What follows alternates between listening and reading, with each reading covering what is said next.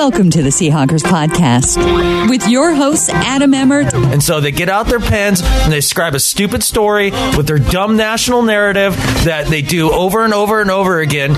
And Brandon Schultz. Do we need to change how we approach home games now as fans? Will we have to have like a closet full of our rivals' gear? Go Hawks! This is episode 185 of the Seahawkers podcast. I'm Brandon Schultz of the Military Seahawkers. And joining me, my good buddy, Montana Seahawker, Adam Emmert. What's up, Brandon? I hope you're reveling in the fact that there is hope. There is hope among us fans, us 12s, that we will see the postseason once again after a win in Dallas and a Falcons loss and a Lions loss. Things are kind of going our way a little bit. It was a great weekend of football when you think about it all in all. It was better than I could have expected, but it wasn't the perfect solution that we needed to only get in with a win this week. But I'm going to take it because last week, the word of the week was doom. And this week it's hope. It's a nice turnaround. It's either that or it's gone. Or no, maybe it's get me. Maybe that's the word of the week, seemingly. Get me. Oh, yeah. As in come get me. As in come get me. Yes. Yeah, we'll talk a little bit of Earl Thomas this week. We'll talk a lot about the defense as a whole for the Seahawks. Good week for the defense. And, of course, we had a little bit of offense to talk about.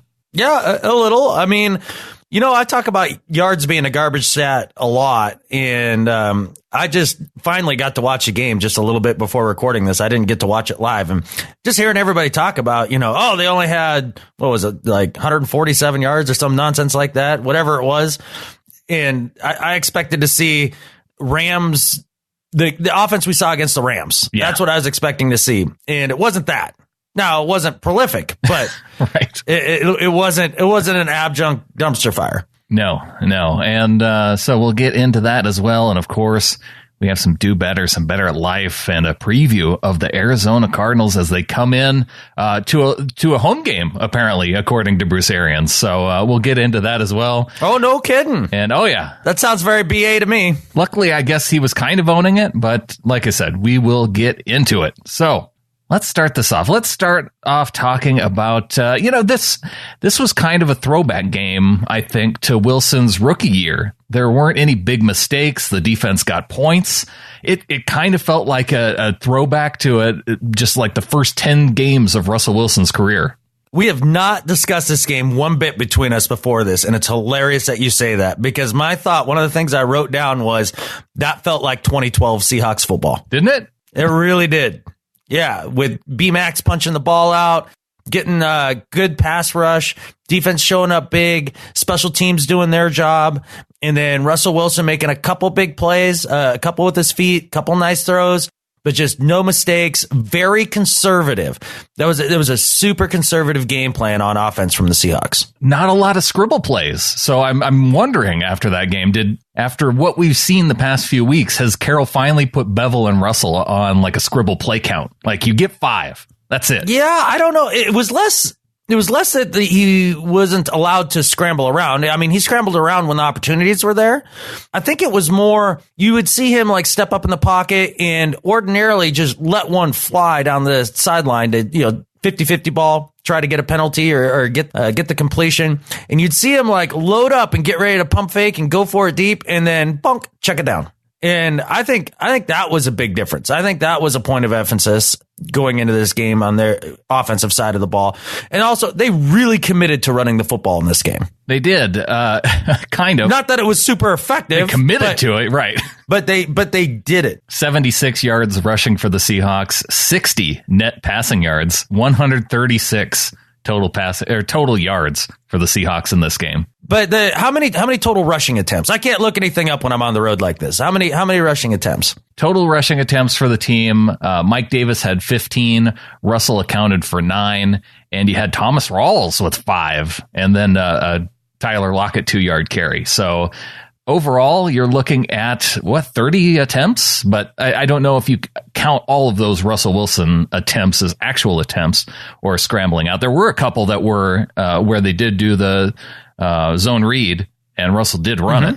But 30 rushing attempts, only 21 passing attempts. That was the biggest thing that struck me about the offensive game plan, because you could tell, like, Pete Carroll, I think Pete Carroll's mad about not being able to run the football. I think he's like legitimately upset about it. And so in this game, he's like, screw it. That's what we're doing. Like, you will run the football regularly, and I don't care if nothing comes of it. Do it again and again and again and again. And they did.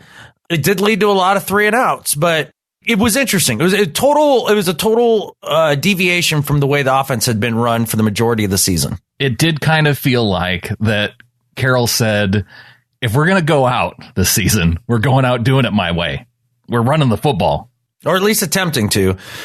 I don't think that works game in, game out, doing that like that. I mean, I'm not sure the defense can come up and play the type of game that they played that Sunday with consistency. I mean, 3 turnovers, that's a ton. We haven't seen that in a long time, that many takeaways in a game. So I'm not sure that you can continue to do that and have success, but that's what they went for in this one game. So we'll see. Well, we also got to see Jimmy Graham back in touchdown action, and that was the striking thing to me from this game. You mentioned the takeaways. The Seahawks get points, 21 points off of those 3 takeaways, and the first touchdown resulted in it was a nice throw to Jimmy Graham. Russell from the shotgun. Davis a single setback. Dallas is going to rush 4. Russell looks, going to throw near side. Touchdown! Seahawks to Jimmy Graham. Just a snap throw, no high throw, no alley-oop, just Jimmy into the end zone, turn around, and Russell drills it for 6. And the Seahawks are an extra point away from taking the lead here at AT&T Stadium. And those are the throws to Jimmy that actually work, the ones that just go straight to him. They don't lob it up in the air. Just he goes into the end zone, turns around, and the ball's right there to him. Well, first he pushes off and then he turns around. Well, yeah. I mean, a little push off. Yeah, that's what he does. But it's hilarious not having time to really... I watched a condensed version of the game, so I didn't really hear Aikman and Joe Buck, which it sounds like was for my benefit. Yeah. I didn't hear any of the Rabel calls. I haven't really read many of the articles, like anything like that. It was hilarious to hear Rabel's call, because it was just like you said. They finally figured out how to use Jimmy Graham. We've been talking about it for weeks, and that's it. Like, none of this fade crap, none of the high point in the ball. Just, box it out, put it between the numbers, call it a touchdown. And 10 touchdowns on the year for Jimmy. A huge year. I'm glad we didn't trade him. So they get a touchdown before the end of the half, minute 38 left on the clock, about that time of the game where we start to see the good playbook broken out. But then the Cowboys, they get the ball back and nails a 51-yard field goal. Dan Bailey, 9 points in the first half, and those 2 51-yarders, man, he was playing with missing those on either side of the goalposts. Oh yeah, one was a bank. I don't even think he called it, but he banked it in. Banked it in. That's as close as it gets. But he flirted with disaster all day, and then it finally caught up to him in the fourth quarter. Not that it mattered anyways. It wouldn't have been enough, but it would have helped. Well, made the score closer, but you still wouldn't have won. Really, the defense did an amazing job of bending and not breaking. I thought they did a great job of containing Ezekiel Elliott for the most part. I mean, he gashed us a little bit in the first half, but not... He never had like those back-breaking runs that you were just deathly afraid of, where he just gets out there and bowls over 2 dudes and busts one for like 30 yards. I mean, yeah, longest run on the day was 9 yards. He finished with 24 carries, 97 yards. I think at one point, and maybe it was right after the first half, he had 15 carries, 75 yards. So he was doing pretty well in the first half, but then they really shut it down and kind of stuffed him in that second half. So 2 things that stuck out to me about that. One was a comment from Pete Carroll about they came out in the second half, and all they talked about was pad level, meaning how high your shoulder pads are in relation to the ground and to the guy in front of you. Low man wins in football. Low man wins on the defensive and offensive line in the trenches. And so it's one of those things you've heard them talk about multiple times now, and the way that they play defense against the run and what they need to do to be successful. It's one of the little basic fundamental things that I think when you're playing professional football and you've got all these complicated things going on around you, you can forget those little things. And Chris Richard came to him at halftime and reminded him of that. I thought that was huge. Seemed to make a big difference. And boy, what a difference having a healthy Bobby Wagner and KJ Wright back on the field. It was incredible. They were all over the place. They shut down. The run fits were perfect. I really thought that you could just see the difference in the defense. It was stark. I know, for people suggesting that maybe you don't need KJ Wright, I feel like that tandem of KJ Wright, Bobby Wagner, and I listened to an interview with Bobby Wagner after the game, talked about, how important it was to have his partner, KJ Wright, out there on the field, and the ability that those two have to communicate with one another after being on the field together for 6 years now. That's really important. And you saw just a tremendous difference in the defense from the game against the Rams to this. Yeah, I thought it was a stark contrast there. Everybody talks about the bond and the communication between Earl and Cam, right? It's the same way with Bobby and KJ. And it really is that important to this defense at this point.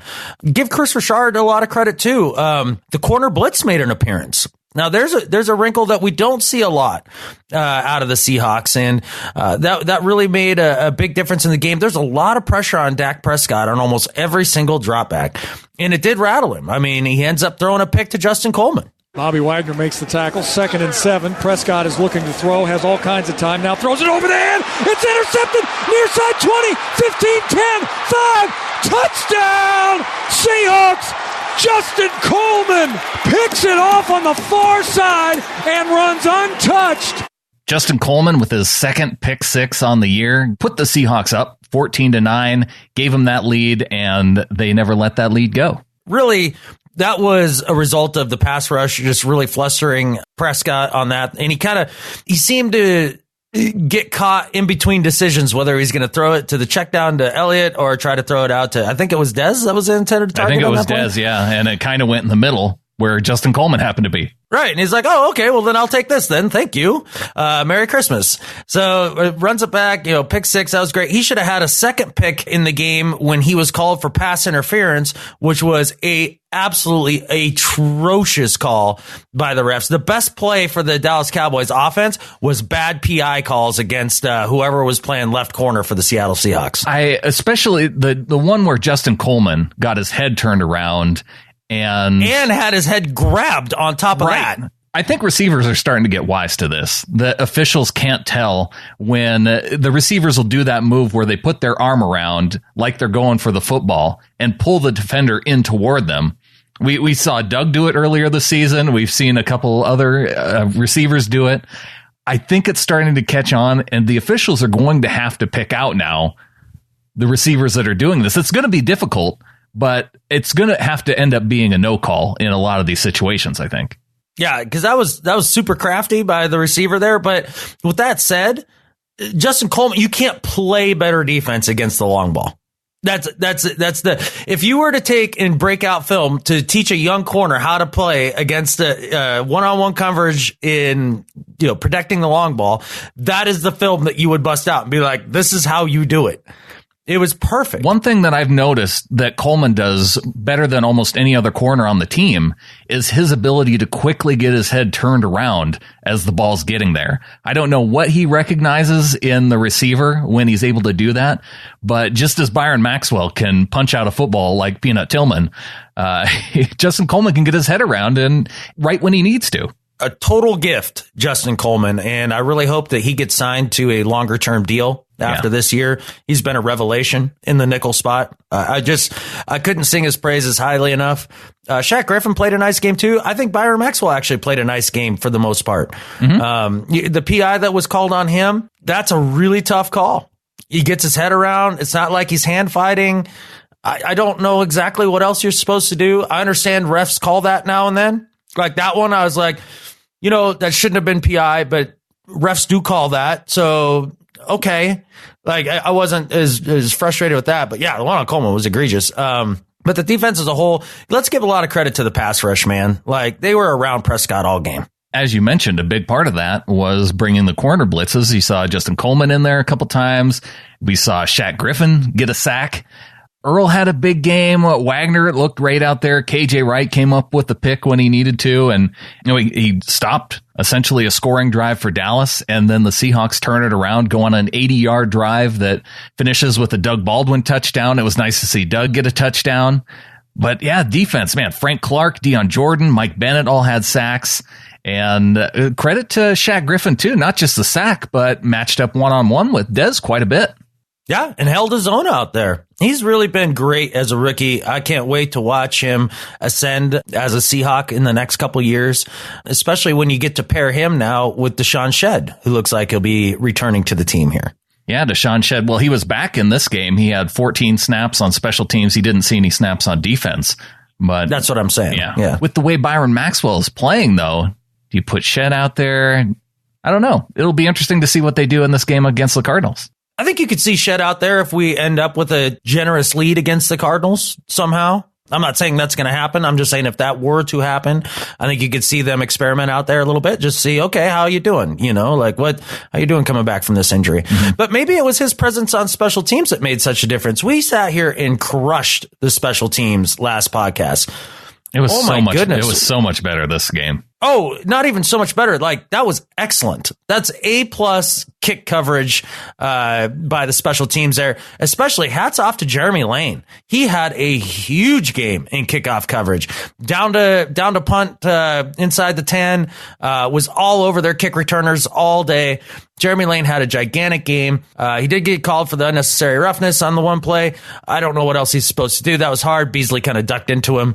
But again, officials will throw that flag. But I just thought he played a whale of a game in kick coverage. 142 penalty yards, though. They had more penalty yards than yards on offense. I think a big part of that, Brandon, is that we have the first and second most penalized player in the league on our team. Jermaine Ifedi, and then Michael Bennett had, I think, 3 offsides calls this game. A hat trick. Yeah. Well, he had to make up for those 2 or 3 games this season where he didn't have any. So you have to at least average 1 per game. It's important. I tend to be able to live with Mike Bennett's more because he's a great player and he does so many other things to offset those. Whereas Ifedi's just kind of middling. Golly, man. And he leads the league by a margin.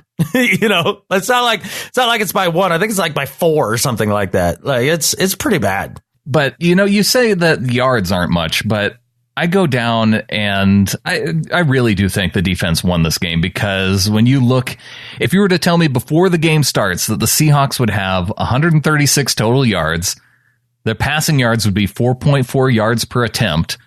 They'd have 11 penalties for 142 yards. They'd be 4 of 11 on third down and have a time of possession of 27 minutes, 10 seconds.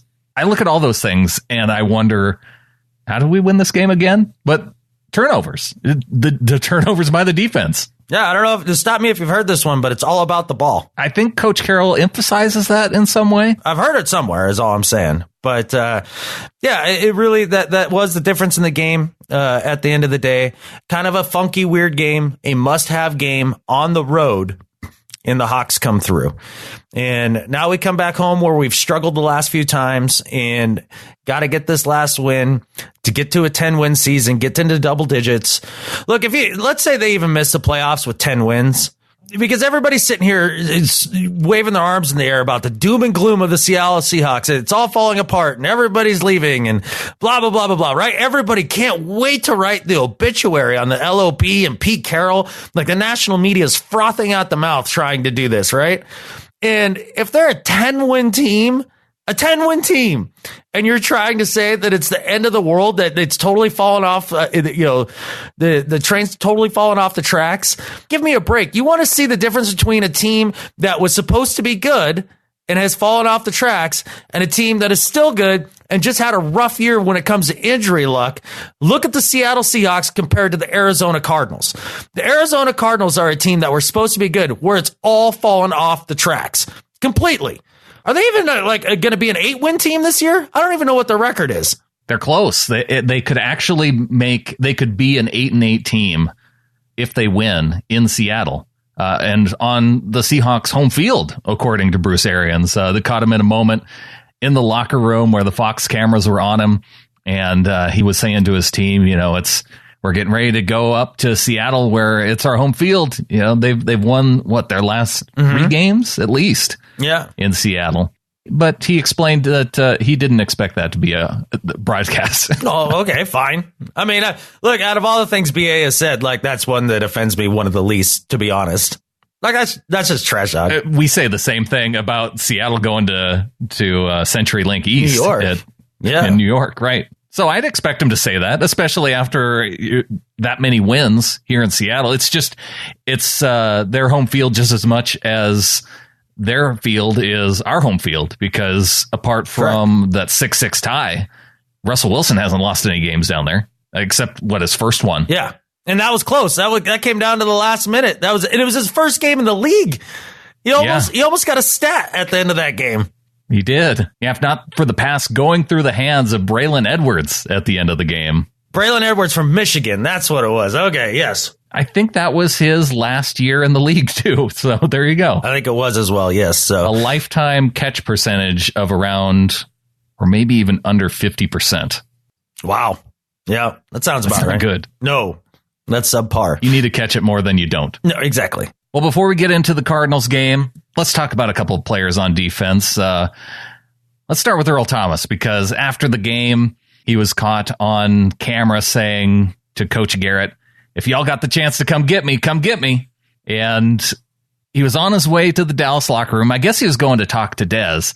And you may not have picked up on it, Adam, not watching the full game, but there was a lot of talking going on between Earl Thomas, Dez Bryant. I don't know if they have a friendship or if they're just talking trash or what exactly it was during the game, but apparently he was going to talk to Dez in the locker room after the game when he happened to run into Coach Garrett. It's not like he like sought him out after the game and like had like a heart-to-heart in the corner, like, hey, Coach Garrett, like, I'm just done here in Seattle. Like, come get me. Please come get me. Like, it was kind of like you're running along, you're like, hey, man, like, I've always wanted to play for the Cowboys is my lifelong team. If you got a chance to get me, come get me. All right, man, peace out. Like, I don't know. It didn't feel serious in the sense that, like, I want you to come get me tomorrow. Just more like, hey, if I ever had the opportunity to play here, like, come get me, man. I dig you, Well, and that just goes to show you what the media does best is they take a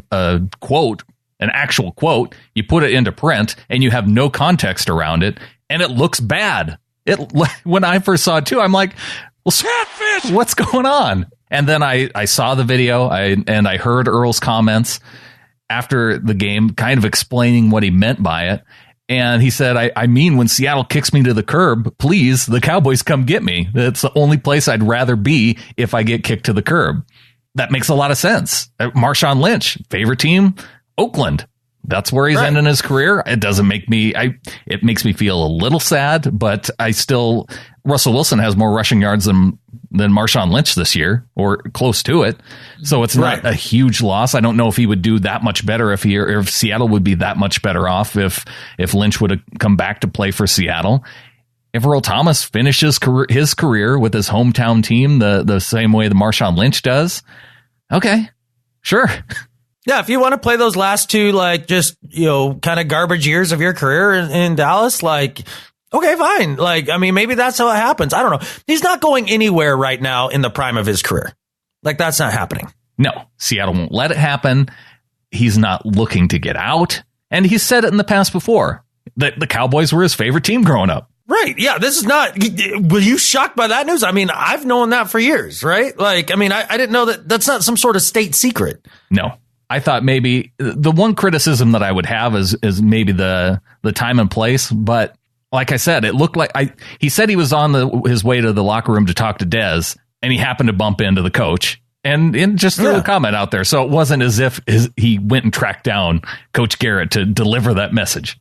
Correct. And on top of that, like, how much chatter like that do you think happens after games, like that the microphone doesn't pick up? Exactly. Right. I mean, I think these sort of conversations happen all the time. Hey, man, like, I'm on team X and you're on team Y after the game, man. Boy, I'd really love to play with you someday, like blah, blah, blah, blah, blah. Not that I'm leaving my team right now, that I think it's all over and everything, but just like, you're cool, I'm cool. I'd like to play with you someday, man. If that ever worked out, that'd be cool. I think those conversations happen all the time. And that's just what happened here. The media jumped on board. They want to start writing the obituary for the Seattle Seahawks and the Legion of Boom. And so they get out their pens and they scribe a stupid story with their dumb national narrative that they do over and over and over again. Like, Pete Carroll could be fired. That was on SportsCenter today. What? Yes. Somebody on SportsCenter suggested today. He could be. Sure. I guess it could happen. I can find like a vial of magic somewhere, drink it, and turn it into a unicorn. But the idea is it's probably not going to happen. Like, it's very, very unlikely. Well, we dealt with it the entire offseason with Richard Sherman could get traded. Now are we going to have to deal with Earl Thomas could get traded the entire offseason? Yep, absolutely. Just plants the perfect seed for that now, right? Oh, God, dude. You know this is good. We're going to have to shoot down this topic of conversation 98 times this offseason. Get ready. You're going to be so sick of talking about this come about end of July. It's going to make your head spin. Because the story is going to go a lot like this. There's doubts Richard Sherman will come back from his Achilles injury. There are doubts that Cam Chancellor will return from his spinal injury. And Earl Thomas doesn't want to play in Seattle without his brothers and would really like to finish up his career while he still has something left in the tank for the Dallas Cowboys to pair up his talents with Sean Lee and that amazing offensive duo of Dak Prescott and Ezekiel Elliott. It's a perfect narrative. They will go ahead and trade a first-round pick and a fifth for Earl Thomas. And the Seahawks will do it because it's time to move on because this era of Seahawks football is over. How did I do? Did I write that pretty well? Well, yeah, because then you can fire Pete Carroll and you can just start over from scratch. Why not? Trade Russell Wilson while you're at it. Just completely blow it up, start over because you won 9 or 10 games is all. Exactly. It happened to run into the Rams a second time when basically your entire defense is hurt. And the last two guys that are kind of holding it together, the last three guys, you had one of those three. You had Earl and you had Bobby at 50% and no KJ. Like, good luck. Like, you weren't winning that game. So that's the only reason we didn't win the division this year. Really, at the end of the day, that and the Redskins game.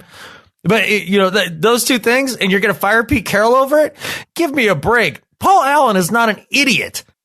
Well, I think what the Seahawks need, Adam, is just more people doubting them because Seattle Times talked to Bobby Wagner and he said we had a lot of people doubting us, a lot of people sleeping on us, and we love it. We love to silence the doubters.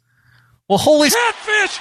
Should we have doubted them a little bit earlier, maybe? Could we have doubted them a little bit more after the Skins loss or before the Skins loss and before they lost to the Falcons? Because they needed to be doubted earlier, apparently. This team catfish sucks. They're not going to beat the Cardinals at home. The Cardinals always frickin' beat them there. I'm going to have to watch B.A.'s smug face run to the middle of the field knowing they ended Seattle's season. The Falcons are going to blow out the Panthers, and we're going to have to sit here as a 9-win team with a middling draft pick and pick our nose all offseason and lament and switch fan bases because these guys stink so freaking badly. Bobby can't even hardly play anymore. I'd be surprised if he isn't cut by the end of next year. I mean, it just with his cap hit and everything, this team stinks. Do we need to change how we approach home games now as fans? Will we have to have like a closet full of our rivals' gear for the next season? Just boo our team relentlessly when they come out on the field. And then we can maybe start cheering them on toward the end, kind of like in Rocky IV when Russia, they finally start rooting for Rocky at the end to beat the Russian boxer Brock Huard. Yes, absolutely. I'm booing him right now. On the inside, I am booing this team. Boo! Boo. You guys stink. Brock Huard looked really good on Rocky IV, though, you have to admit. He was jacked. He was definitely jacked. That was a bigger version of Brock, that's for sure. If they need to be doubted, I don't know how they get to that point. It's been this way this entire run, dude. Like, this is who they are. I know. We how many times have we got on the show and said, God, they have to feel the pressure of their backs against the wall. And the thing is, as frustrating as it is to me, Brandon, I totally understand it. Like, you're a more meticulous measured guy and do things like as they come along and as you should do them in a responsible way. I'm a very deadline driven individual. Like, if it's not like mission critical and it's not like it has to happen right now, like it has to happen, it's probably not going to get done. Like, and I understand like where this comes from. Like, it's how I get focused. It's how I can get productive. And I guess that's how this team is. And it's one of the things about myself that I really hate. And it drives me nuts that this manifests itself in our team. I understand that. And I would have expected it to show up a little bit more against the Rams. Yeah. Than it did. Well, I just look against the Rams, man. Like, there's just not a lot that you can take away from that game. I mean, when special teams puts you in that big of a hole, and it was just a Rams day, like everything just went their way. The game unfolded perfectly for them to just have a big blowout. Every so often that happens. I know we're not used to it because it hasn't happened to us in so long, but every now and then, like, the team will just come out flat. The personnel isn't there. You get out schemed, and then the game itself just flows against you. Like, there's just nothing you can do. Have you ever worked a job? Like, I'm here in St. Mary's, Idaho. This is a town where I usually go in and I have 8 wheels to grind in a day, which is an enormous amount, but everything sets up perfect. Like, I can just set it all up and I can do the whole job in a day. It would usually take in another mill 3 days. Well, this time, there's just a bunch of little things that went wrong that never go wrong, like really weird oddball stuff that you would never think about and never expect. And so it took me 2 days. Sometimes things just happen like that. And that's what happened in the Rams game. I just don't put a lot of stock in that game. Well, the Rams may end up with the worst record within the division if they don't beat San Francisco this week. Seattle, with a win over the Cardinals, they'll only have one loss in the division. Sounds like the Rams, they might be resting their players going into this last week against the 49ers. Going against the undefeated Jimmy Garoppolo. I wonder if this is strategy because, I mean, Sean McVay is a smart guy. Well, he just graduated high school. How smart can he be? Well, there's a chance, though, that they could lose to the 49ers anyway, and then you go into the playoffs demoralized. So why not rest your starters up against the Niners? I can see him wanting to play Philly, getting the number 4 seed, and that way, if you win the wild card round, you're guaranteed to go up against Philly. Which, if I were the Rams, I would want to go play Philly more than I would want to go back to Minnesota to play the Vikings. Sure, I guess. I think when you start jockeying for position like that, that's a dangerous game. And if I'm a football coach, like, it's go out, win game every time, because you're gonna have to play the best teams at some point if you're winning the Super Bowl. And that's why I think there's a little bit of a difference between the Carolina Panthers coach and the Rams coach, because that's what the Panthers are doing. They're saying, hey, we're going for it. Hey, we still have a chance to win this division. Of course, we're going to go out and try and get this done. They have a chance at a 2 seed. Do they have a chance at the 2 seed? They do. If things work out just right, they still have a chance at a 2 seed. Wow. So if the Vikings would have to lose, obviously. Yeah, I can't remember exactly what the scenario is, but it was something that's another thing. They can win the division. They can have a 2 seed. That's a huge thing. That's going to be a motivated team. Not to mention, it is a divisional game, and you get to knock the hated Atlanta Falcons out of the playoffs. Are you kidding me? That's a team not motivated for that game? I don't see Minnesota losing to the Bears, though. Look, I'm not saying it's likely. I'm just saying they do have a shot at it. Like, you got to win the game to have the shot, right? Like, that's something that, like, you're going to go for it. Sure. Stranger things have happened. The Bucks would have to beat the Saints, I think. I didn't say it was likely. Yeah. Just saying. I understand. Yeah, the Rams have to lose to the Niners. But division titles matter. Absolutely. To the players. Like, I mean, honestly, to the fans, a lot, like, it doesn't for the most part, other than just playoff positioning. But to the players, that frickin' matters. As a fan, I want to win the division. Yeah, I mean, I do, but, like, it's not something that I think about all that often, to be honest. I mean, it means you get a home game. Instead, the Seahawks are looking to get, and the best they can do is a 6 seed. See, for me, it's more like I'm preoccupied with the idea of getting a home game or having a really high seed. And then I guess the ancillary effect of that is that you won the division. It just kind of comes with it. Well, and here I thought we only had 3 potential opponents, but you're right. Minnesota could end up having the 3rd seed as well. The Seahawks could play in Minnesota in the first round. I don't want to do that. Okay, here's the options. You play in Minnesota. I don't want to do that. You play in New Orleans, which is, I think, what might be the most likely option if the Rams are going to rest their players. I kind of want to do that. That'd be one option. That would be, okay, Carolina. I don't want to do that. And then the Rams. I really, really, every part of my being wants to do that. That's the game I want. Okay, well, if the Rams beat San Francisco, if Seattle beats the Cardinals, and if the Falcons lose, that's going to be the option. It's going to be going to LA. Please God. Like, if there's anything I could do, let me let me take a moment. God, if there's anything that I can do, like, I don't know any of the ways of mine that you want me to change, but I will change my ways. I will be a better person. I will start to eat kale. I will give more money to the homeless. If you can just have that scenario unfold, please God, please allow that to happen. Oh, that would be so much goodness that could come from that scenario, because one, We could beat the Cardinals and send Bruce Arians out of the NFL with a loss, which would be so good. Because there are a lot of reports that he's not coming back next year. He refutes those, but I could definitely see Arians not coming back next year. Beating the Rams on their home turf in their first playoff game back in LA, that would be so good. And then you get to go on the road to a Philadelphia team that really looked like they had the struggles against Oakland. Well, yeah. And I would love to play on the home field in Philly to go to the championship. Yeah, you could end up in the NFC championship game at that point.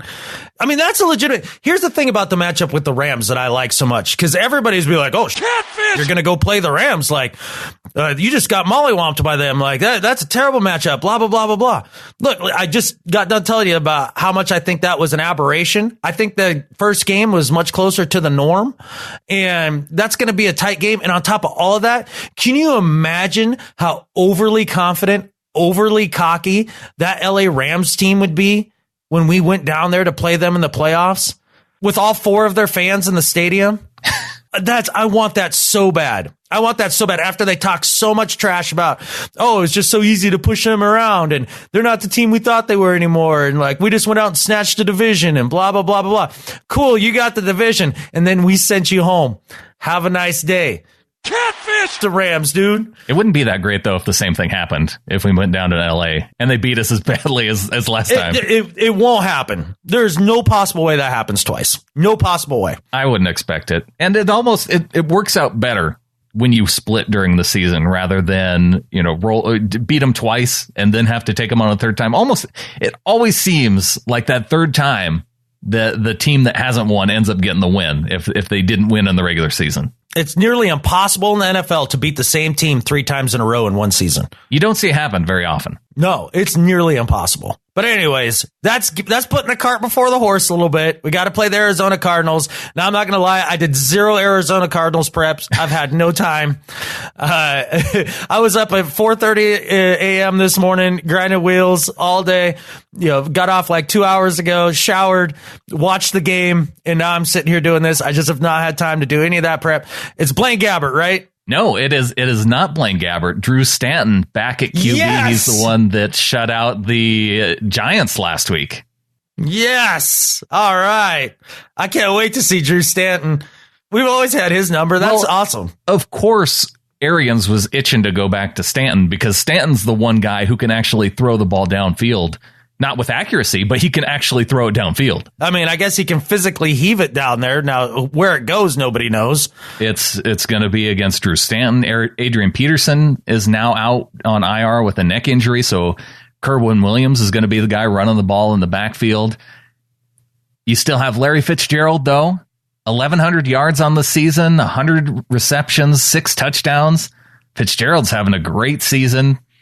I still think he has a couple years left. People trying to get him out the door for whatever reason.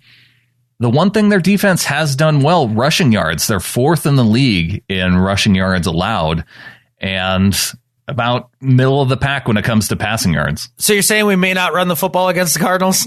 We may not run the football against the Cardinals, but I don't think they're going to run the football. I don't think they're going to run the football against us, which is great. I think plays, really well into our strength. Yeah, basically all the Seahawks have to do is take care of the football. Just no turnovers, kickers make kicks, and we win this game. Kickers make kicks. You had to throw that out there, huh? Well, it's just important. Yeah, we've had some good Blair Walsh kicking luck the last few games. Yeah, he's okay. He's going to make more than he misses. He's still going to miss a few. It's just not going to be this game. He may do it in the playoffs.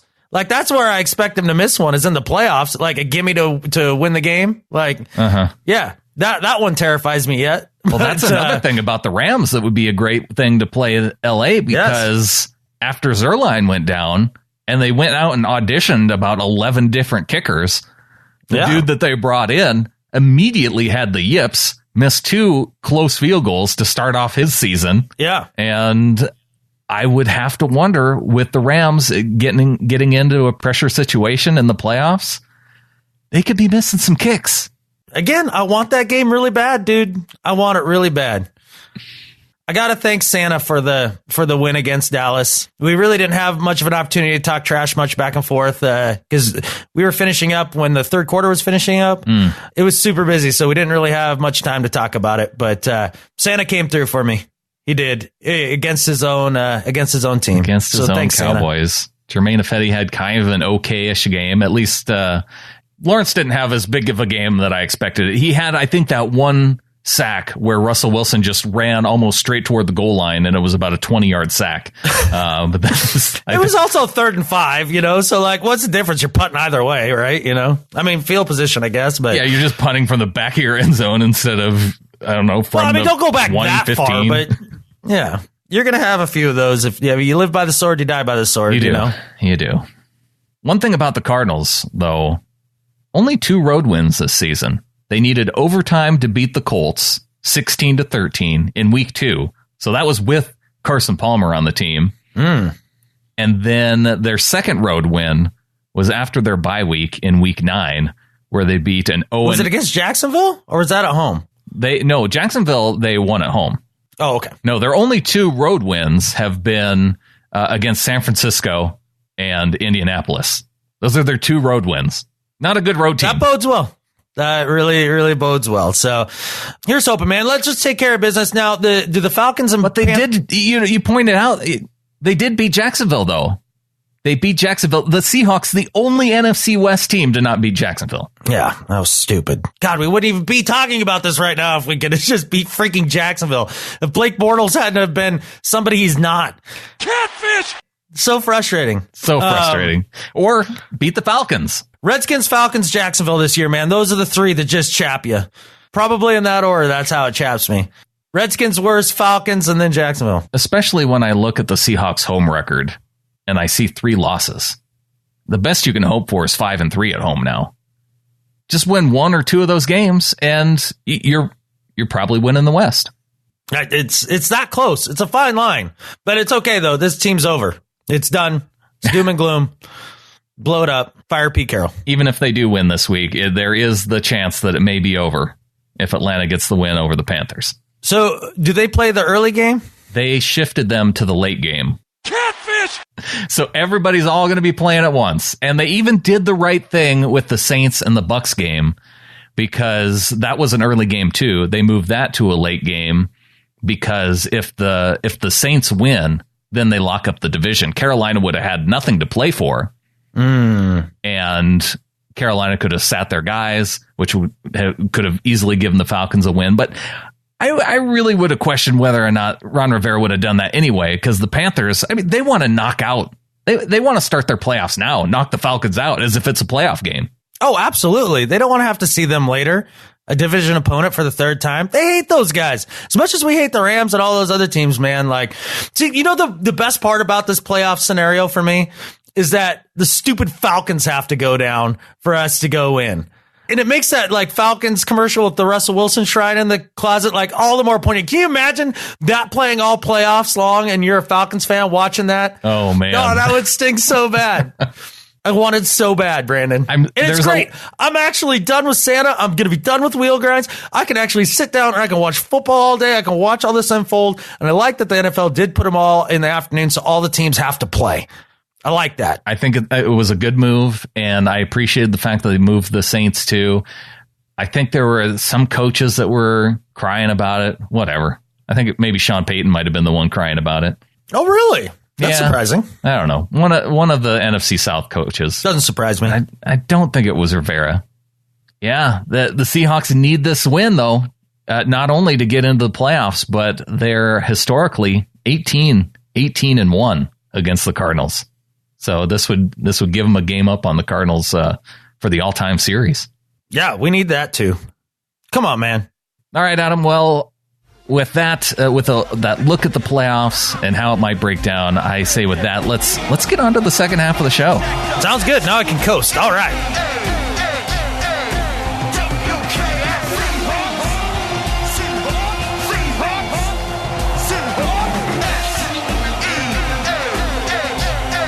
And we are back. The Seahawkers Booster Club is the official booster club of the Seattle Seahawks. Check out Seahawkers.org to find a chapter near you.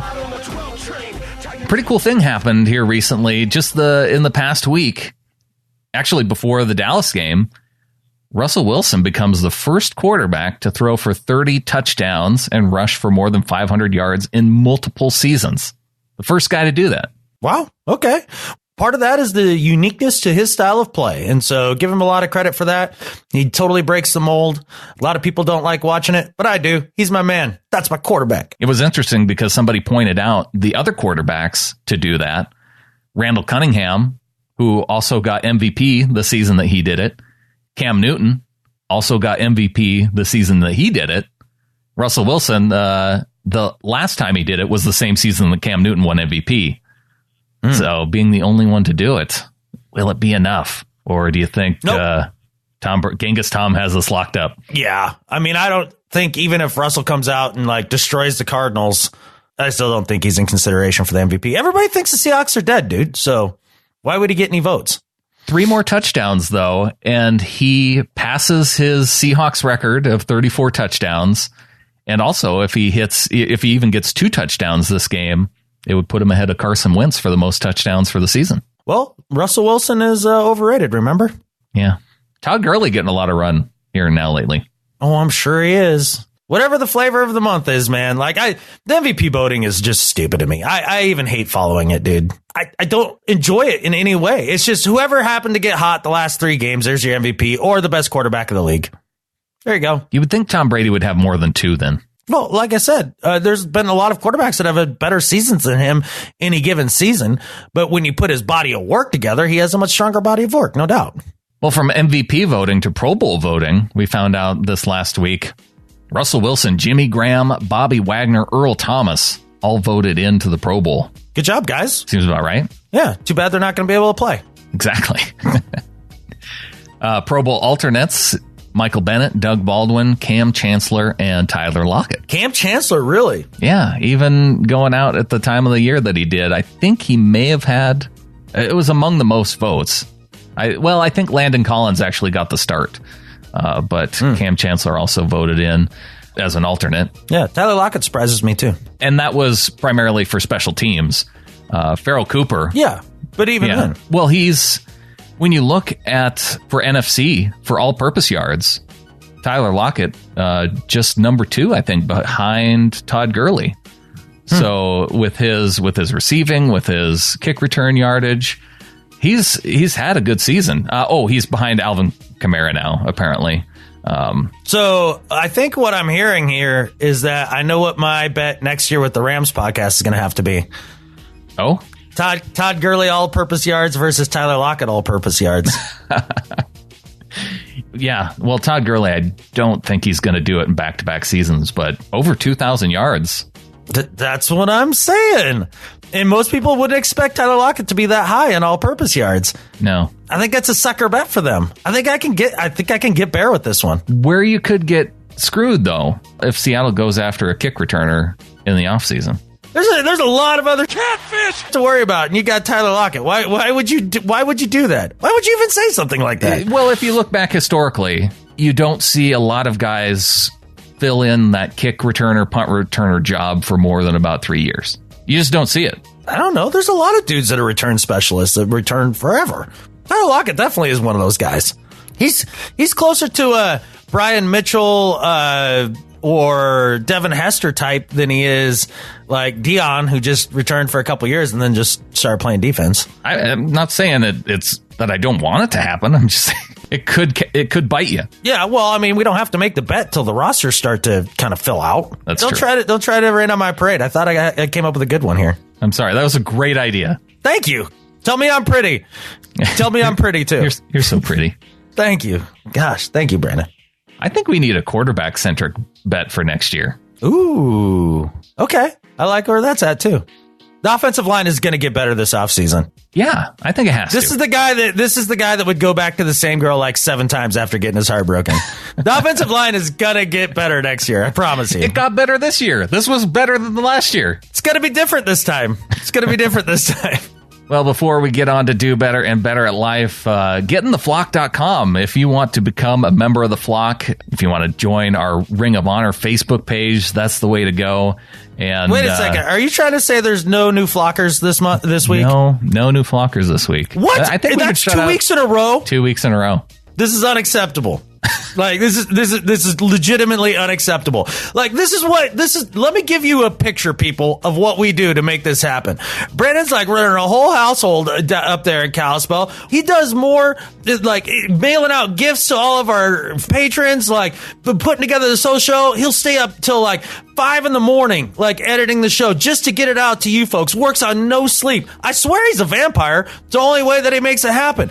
I go and I work. I've been working what is this, like my 30th day straight that I've been working between doing Santa photos and now Grounded Wheels in Idaho, and then driving back and forth, hundreds of miles to take time to turn off my heater in my hotel room so the sound quality doesn't suck as I sit here and I see my own breath and I'm freezing in this room to bring you this show. And you guys can't come up with $1 a month?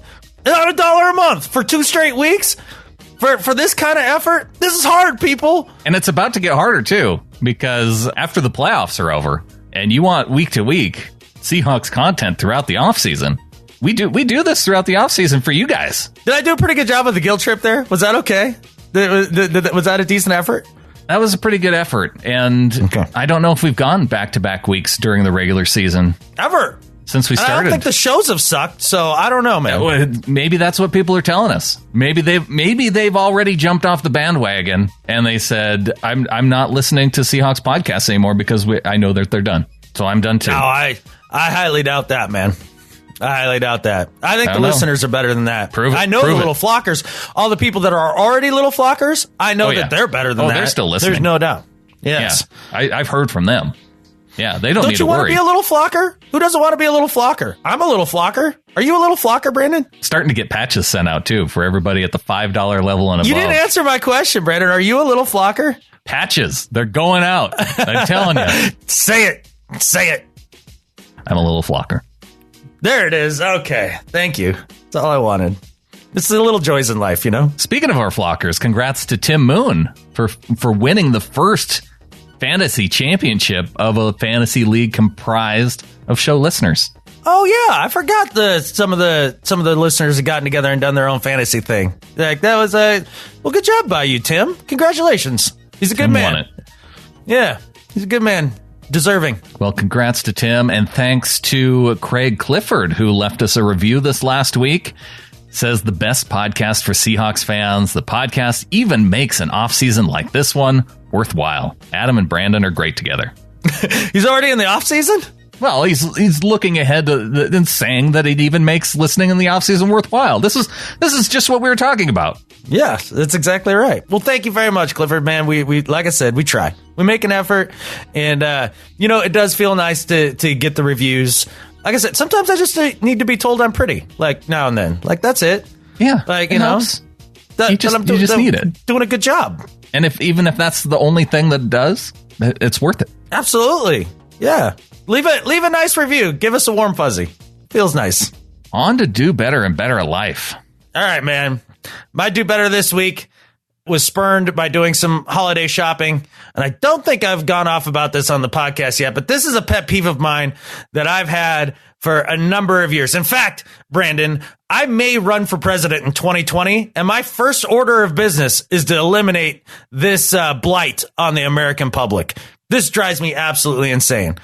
I cannot stand people who write a check in a retail outlet line. Like you go to a convenience store or a grocery store, or you're at Penny's, like whatever it is, and they pull out the checkbook and start writing a check in the freaking line. What the hell are you doing? This isn't 1958.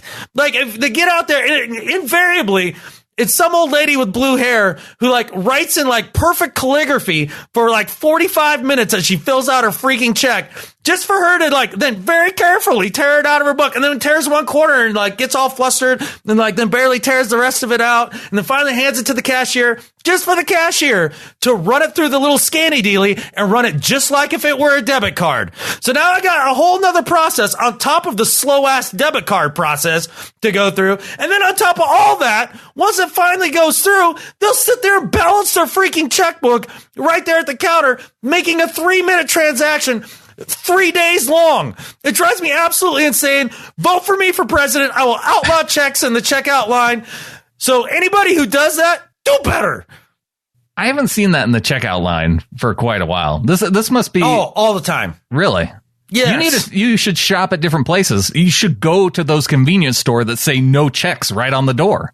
Those are the places you should go now. Look, I'm gonna legislatively mandate that happens. That's what I'm gonna do. That's my first order of business. That's my whole platform. That's my platform. No checks in the checkout line. Checks are perfectly acceptable to pay like the power bill, maybe your mortgage or your rent, the car payment, like donation to the Seahawks podcast. Donation to the Seahawks podcast. Check works well, just not in the checkout line. People are waiting. Yes, that's the thing of it that just is really mind-boggling to me, is that there's the lack of self-awareness to know that there's 4 people behind you are now wasting time in their day because of your slow-ass transaction. I got an idea. If you're truly old school and you're afraid of the debit card, there's just a really amazing invention that Abraham Lincoln came up with. It's called the greenback, okay? It's called cash. Like, that's what you use. Well, the other thing you can do is you can pre-fill out most of the parts on a check and then just fill in the amount at the end. Yeah, first, they have to dig the checkbook out of their purse that's the size of Ohio. Like, and they can't find it. They're like, oh, there's some banana bread. And, oh, there's that hat I was knitting. And then, then they finally find the checkbook. Where do you have to be in such a hurry, Adam, that you can't wait 1 minute? You can't wait 1 minute for somebody to write a check. I can't wait 30. No, I can't. I got catfish to do. I got podcasts to record. You time it next time. I bet it's maybe a minute and a half at the most. You're complaining about nothing. I don't think so. They need to do better. Well, my do better this week isn't nothing. Well, neither was mine, so good. My do better is for Joe Buck and Troy Aikman. Yeah, I'm really glad I didn't watch the full version just from hearing the comments. But go, yes. Richard Sherman even pointed it out while watching the game. Apparently, he didn't travel with the team, was listening to the TV copy. And it was so obvious which team they were homing for in this game, because they wanted Dallas to make a run at the playoffs. And I don't know if it's because they're calling the Dallas Eagles game next week too, or what it is, but obviously it's because Aikman has never given up on his Cowboys fandom. Every time that Dallas did something that impacted them negatively, they were screwing things up. The game, they were giving this game away. No, it wasn't the Seahawks, not their defense, that were doing great things to help their team win with their backs against the wall. No, it was Dallas giving away this game, screwing it up, and it knocked them out of the playoffs. Now, one good thing about this is we got to hear exactly what every other Cowboy fan felt like at the moment they knew their team wasn't going into the playoffs. So in that way, it was good. But in terms of objective announcers following and calling a game, no, it wasn't good. They need to do better. I would catch little snippets, watching the condensed version and be like, wow, okay, man, they really are kind of homering it up a little bit. The other thing is like, they're just searching for ratings, right? When the playoffs come, like they want their network to keep getting them checks so they can keep getting them checks. Like, sure. That's really what it all is about. And let's not lie. There's a lot more fans for America's team than there are the team from South Alaska. Mm-hmm. They would much rather see Dallas and Seattle in the playoffs. It did kind of surprise me that there weren't more calls against the Seahawks than there were. I mean, they already had 140 yards of penalties and, a couple of questionable calls. There were times where I was expecting it to be flags thrown to try and keep it a little closer. Yeah. You wonder about those things, but maybe that gives you a little more faith in officiating overall in the whole NFL. I honestly have never thought that the refs on purpose try to screw teams over. I've never thought that that's the case when it comes to the NFL. I've thought about it. NBA, yes, but never the NFL. And maybe it doesn't happen. Maybe it just feels like it does. I don't think it does. I really don't. I've never gotten the big feeling that the fix is in. Like there can be a bad day for officials. Super Bowl 40, it was a pretty bad day for officiating. Yeah, they had a bad day, but I don't think that was on purpose. I hope not. I don't think it was. On to Better at Life. All right, man. My Better at Life than Skip Bayless this week are for all the folks that helped me get the Santa booth going and make it a successful production up at the Kalispell Center Mall. I could not have done it without these folks. And so I wanted to give a few people a shout out, man. First and foremost, Santa Mike. Santa Mike is magic. Santa Mike is the best Santa that's ever Santa'd in the history of mall Santaing. He is amazing. He not only does he look the part, not only does he have sparkling blue eyes, not only does he have such an amazing, gentle, amazing demeanor with the kids, taking even the most upset child and making them feel automatically like they're talking to their pop. He's got just this great energy and persona about him, but he's Iron Santa on top of that. Never asks for a break. Every time I go to get everybody coffees and things like that. Santa, what do you need? Oh, I'm good. Sure you don't want anything, Mike? Nope, I'm good. Just the chillest, most amazing guy. Work every single day as Santa. The parents love him, the kids love him, and I love him. So first off, Santa Mike, big shout out to my sister for helping me out, man. Like, she really pulled through. Without her, I wouldn't have found a lot of the other help that I needed to run the booth. So big thanks to her. Big thanks to, I guess, it'll be my cousin's husband. What does that make him? Would that be a cousin-in-law? My cousin-in-law, Max, for coming and helping and really making all the prints run well. Thanks to him. Big thanks to his friend Amanda, who came down, a budding photographer who did a great job shooting at the Santa booth, which is the part I hate doing the most. Thank you so much for that. And then a big thanks to Sandy, a wonderful lady who came and ran the front counter, taking money, managing the crowds and the hordes, the wild hordes in front of the booth, and making sure people went through line in order. There were no cuts, none of that stuff. The people actually paid. Couldn't have made it happen without them. So big shout out to all those folks. And so all of you who made Santa magic happen over this holiday season in the Flathead Valley, you are better at life than Skip Bayless. Made a lot of kids happy. Made quite a few kids cry. Yes. But memories. Made memories. Well done.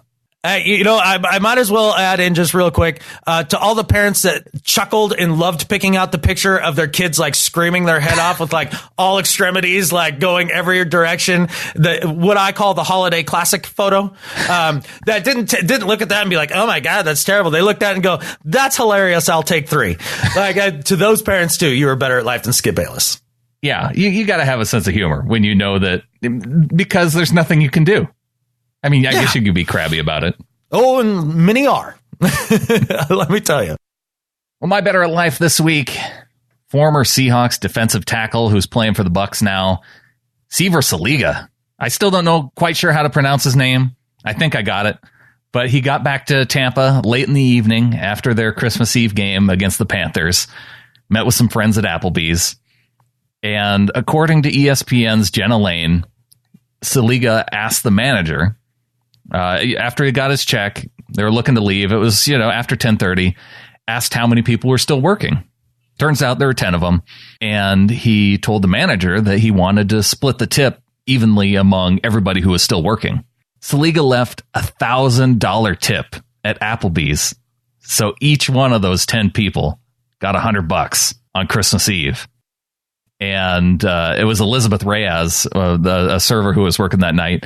She told ESPN she was in disbelief. She'd never received a tip that large before.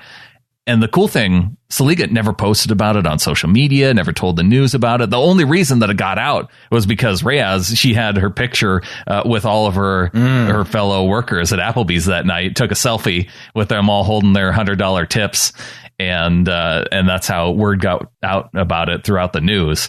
But a cool gesture to do it on Christmas Eve. Seaver Saliga, better at life than Skip Bayless. Restore some of my holiday faith in the spirit of humanity after doing the Santa booth and witnessing much of the worst. That's a great move by him. Really cool, too, that he just did it and then didn't need any shine for doing it. And I think that's and he went to Applebee's. Everybody's favorite neighbor. Yeah. You think of a place NFLers go, like some fancy steakhouse where workers like that probably see $100 tips fairly regularly, but he did it at Applebee's where, like she was saying, had never got a tip that big. That's awesome. That is awesome. All right, Adam. Well, let's wrap up this show so I can turn the heater back on. You need some heat, buddy. You need some heat. I can see your breath over the Skype, and you got your nice wool hat on, so I know you're staying warm.